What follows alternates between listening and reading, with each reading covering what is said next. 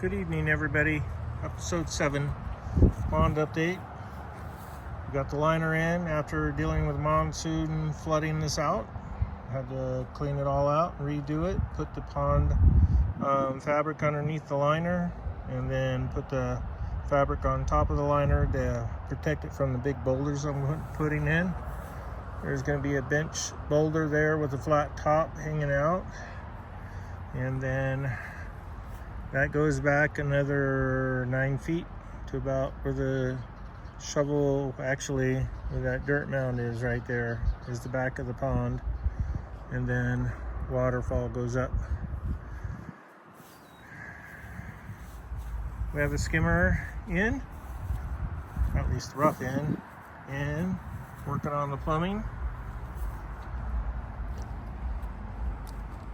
Have the pump sitting in here, and it'll tie into this 3-inch line that goes around and up to there.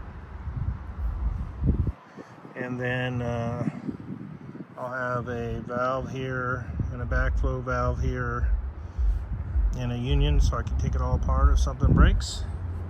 So yeah, we're making slow progress.